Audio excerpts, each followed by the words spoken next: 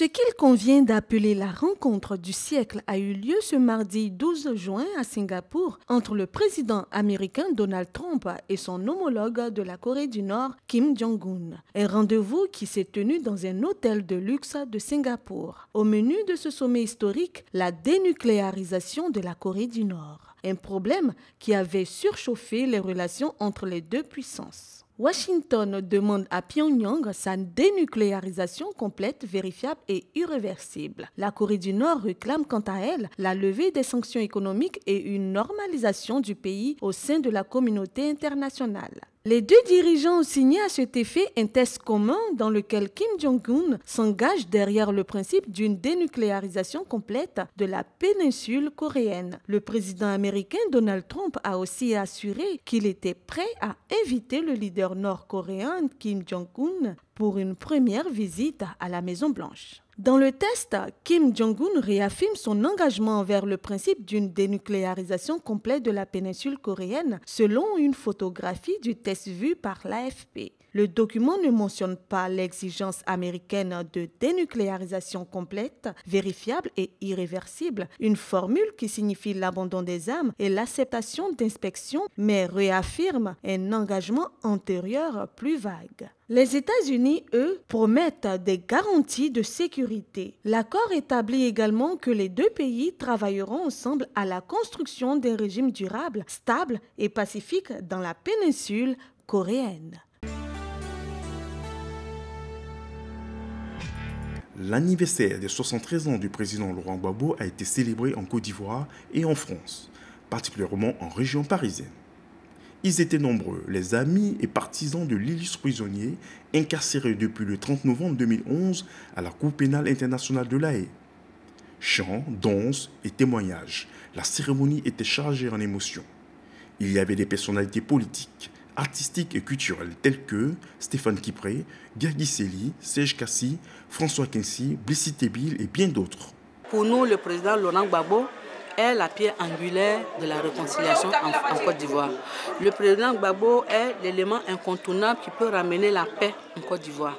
Donc c'est en cela que nous ne voulons pas que cette flamme-là qui anime les Ivoiriens, cette flamme-là qui incarne sa personnalité, car le président Gbagbo est un esprit véritablement, nous avons tenu à commémorer cet anniversaire.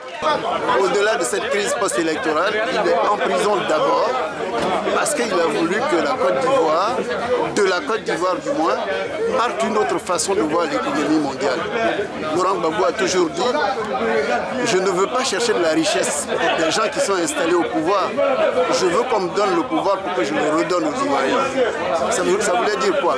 Ça voulait dire qu'une fois au pouvoir, il fallait qu'il construise une économie qui permette à chacun en Côte d'Ivoire d'être propriétaire de ce qu'il produit déjà et de vivre de ce qu'il produit. Il est aujourd'hui en prison uniquement pour ça. Et aujourd'hui, nous avons, nous, qui sommes dehors, qui bénéficions d'une liberté, entre guillemets, nous avons le devoir de faire écho au fait que lui est en prison, qu'il est embastillé pour cela. Laurent Gbagbo, qui est accablé par la communauté internationale, n'est toujours pas condamné malgré le passage de 82 témoins à la barre. L'ex-chef d'État ivoirien, poursuivi pour crimes contre l'humanité, passe sa 7e année de détention préventive, mais continue d'être admiré par la diaspora africaine, notamment ivoirienne.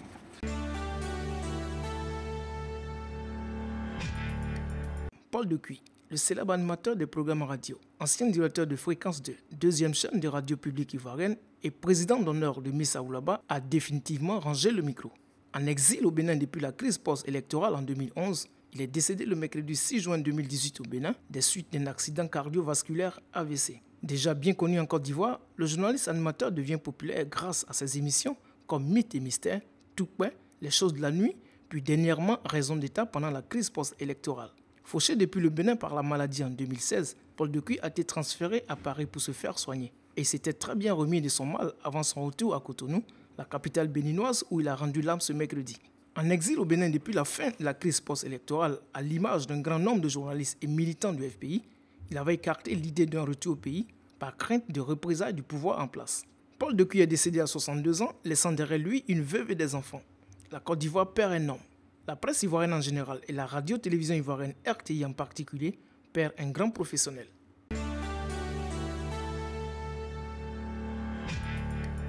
L'artiste musicien ivoirien Blessy Tebil revient avec une nouvelle œuvre musicale. Au bout de 8 ans d'exil suite à la crise post-électorale, un 13e opus de 12 titres dont il a fait la sortie dédicace le 9 juin 2018 à Nanterre à Paris. Bien avant, l'artiste a donné les raisons de sa longue absence et parlé de son nouvel album Zogei, qui signifie caméléon en français. Le caméléon pas pour ses couleurs changeantes, mais pour dénoncer l'hypocrisie humaine selon l'artiste. Nous sommes tous des Zogei, tous des hypocrites. Les gens ne viennent à toi que lorsqu'ils ont besoin de toi pour quelque chose de bien précis. Mais comprenons que la nature humaine est comme ça, la vie aussi, commente l'artiste.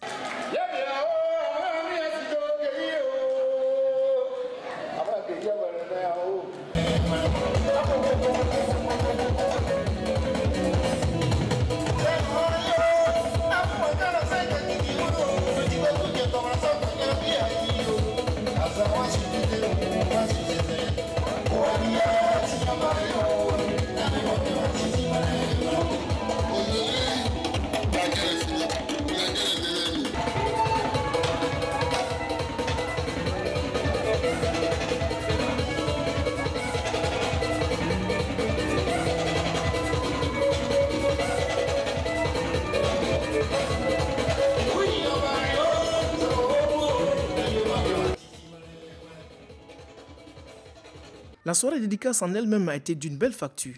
Blessy Tebil a égrené les 12 titres de son album dans une salle de l'Espace Chevreuil de Nanterre bien pleine. Sorti en tenue traditionnelle, l'artiste a donné la pleine mesure de son talent durant 3 heures d'horloge. Il a mis en lumière le titre Zogei et celui où il a rendu hommage au président Laurent Gbagbo. Les artistes Serge Kassi, Abou Gallier et bien d'autres sont venus donner un coup de main artistique à Blessy Tebil, sans compter les personnalités du FPI comme l'ambassadeur Koudou Kessié, Priva Koudou, Irène Gourou et Stéphane Kipré de l'UNG qui ont honoré de leur présence cette soirée.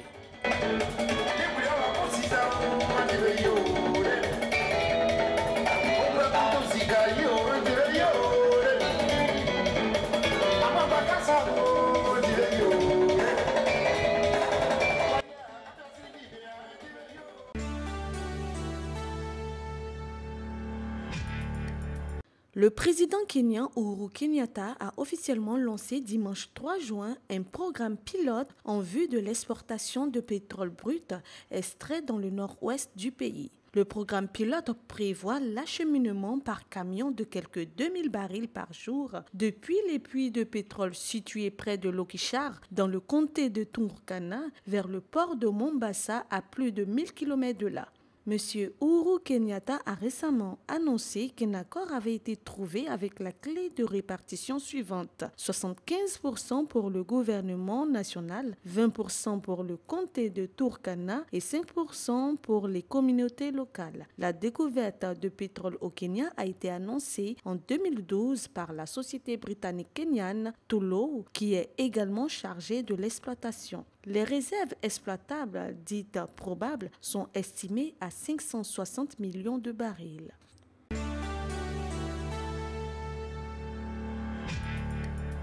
Avant son départ pour la Coupe du monde de football 2018 en Russie, l'équipe nationale de France a reçu la visite du président Emmanuel Macron et de son épouse Brigitte Macron. C'était le lundi 5 juin à Clairefontaine, quartier général des Bleus. Le couple présidentiel était accompagné par la ministre des Sports, Laura Flessel. Le premier citoyen français a demandé aux Bleus de rester unis et de redonner confiance à la France selon ces termes. Moi j'ai confiance en vous, le pays a confiance en vous. Vous faites partie de ceux qui aident à redonner confiance au pays, dira le chef de l'État aux joueurs en les exhortant à l'unité et à l'effort. Avant de prendre congé d'Antoine Griezmann, Hugo Lloris et leurs camarades, il a partagé un repas avec eux. Mieux, il a promis les rejoindre en Russie quand ils auront passé l'étape des quarts de finale de la Coupe du Monde. Une certitude pour le chef de l'État. Emmanuel Macron n'est pas le premier président français à rendre visite aux Bleus à Clairefontaine avant une grande compétition. Après Jacques Chirac en 1998, année du seul sacre français en Coupe du monde de football, François Mitterrand, Nicolas Sarkozy et François Hollande y ont déjà rendu visite aux footballeurs français.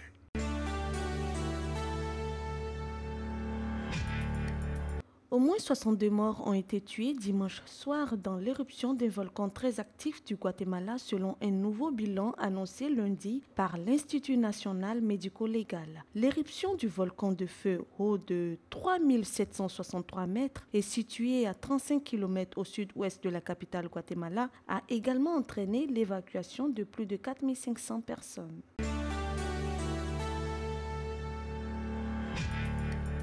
La troisième soirée annuelle du Conseil représentatif des Français d'Outre-mer, le CREFOM, a eu lieu le 31 mai 2018 dans les salons de l'Hôtel de Ville de Paris sous la présidence de Jean-Michel Martial, accompagné du président d'honneur Patrick Caram, avec le soutien de la délégation parlementaire aux Outre-mer et de son président Olivier Servat.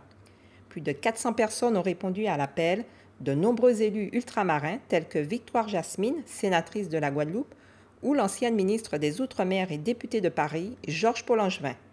On notait aussi la présence de Benjamin Griveaux, le porte-parole du gouvernement, la présidente de la région Île-de-France, Valérie Pécresse, et Bruno Julliard, premier adjoint de la maire de Paris. La soirée s'est terminée en chanson avec les artistes Tricia Evie, Jacob Devarieux, Sylviane Sédia et les danseurs et danseuses de Tahiti.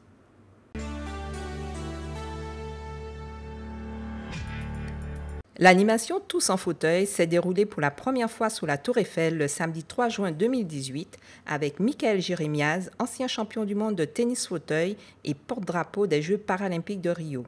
Plusieurs personnalités du monde politique et sportif avaient répondu présents au rendez-vous du champion paralympique de tennis fauteuil. Le président de la Fédération française de tennis, Bernard Dutticelli, et la maire de Paris, Anne Hidalgo, ont pratiqué avec joie le tennis fauteuil. On notait la présence de plusieurs sportifs de haut niveau tels que Mamedi Doukara, ancien champion du monde de taekwondo, Ladi Djoukouré, ancien champion du monde du 110 mètres haies et bien d'autres. Tout le monde était enchanté de cette expérience qui se poursuit à Roland-Garros et en marge du célèbre tournoi de tennis.